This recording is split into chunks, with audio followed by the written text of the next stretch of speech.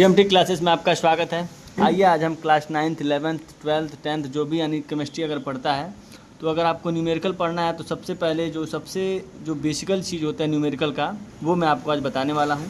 जो मैं इसमें लिख चुका हूँ कि मोलों की संख्या यानी मोलों की संख्या मैं इसमें आपको बताने वाला हूँ।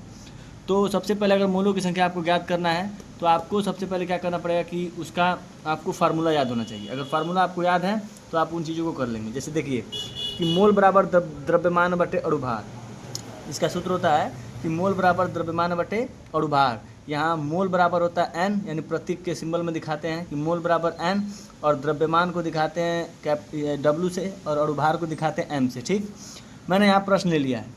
तो ये कह रहा है कि 1.7 ग्राम अमोनिया में मोलों की संख्या ज्ञात करना है। दूसरा प्रश्न ये कह रहा है कि 18 ग्राम जल में मोलों की संख्या ज्ञात करना है। तो ऐसा करते हैं, हम इसको सॉल्व करते हैं। तो सबसे पहले हम देखेंगे कि गिवन मतलब मैंने क्या क्या दिया है। तो ठीक, तो 1.7 ग्राम है वो किसका मान है, तो वो है डब्ल्यू का मान। ठीक, और एम का मान आप कैसे पता करेंगे, तो जो भी अब मोलों की संख्या जब पूछेगा तो उसमें सूत्र का नाम दिया रहेगा। तो सूत्र का जब नाम देगा तो आप समझेंगे किसका मान है, तो एम का मान है। तो अमोनिया का सूत्र होता है NH3 हो गया एम का मान। अब एम का मान इसमें कैसे निकलेगा, तो आप इसका निकालेंगे अणुभार। अगर आपको अणुभार नहीं निकालना आता होगा तो मेरे चैनल पर आप जाकर उसको जान सकते हैं कि कैसे उसको मैंने बताया है निकालने के लिए। तो नाइट्रोजन का होता है 14 और हाइड्रोजन का होता है कितना, तो 3। इन दोनों को जोड़ेंगे तो कितना हो जाएगा 17 AMU एटॉमिक मास यूनिट। उसके बाद आप इस मान को रखेंगे तो होगा डब्ल्यू का मान दिया है 1.7, ठीक, और एम का मान दिया है 17। अब इसको सॉल्व कर देंगे तो ऊपर नीचे 10 से गुणा कर दीजिए तो ऊपर हो जाएगा 70 और नीचे हो जाएगा 170 काट देंगे तो आएगा 1/10। इसको चेंज करेंगे तो 1.1 और ये हो जाएगा मोल।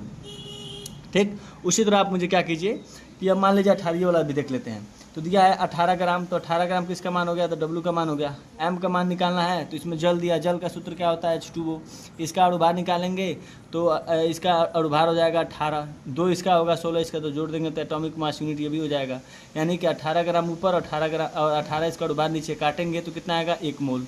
अब इसी तरह मुझे आप क्या कीजिए कि आप मुझे बताइए कि 2.4 ग्राम मैग्नीशियम ऑक्साइड में मोलों की संख्या आपको बताना है। मैं फिर इस पूरे रिकैप करा देता हूँ कि मोलों की संख्या बराबर होता है मोल बराबर द्रव्यमान बटे अणुभार NH/W/m। यानी डब्ल्यू का मान आप कैसे जानेंगे, जो भी आप यूनिट में मान दिया रहेगा ग्राम में ml में तो आप समझेंगे किसका मान है, तो वो डब्ल्यू का मान है।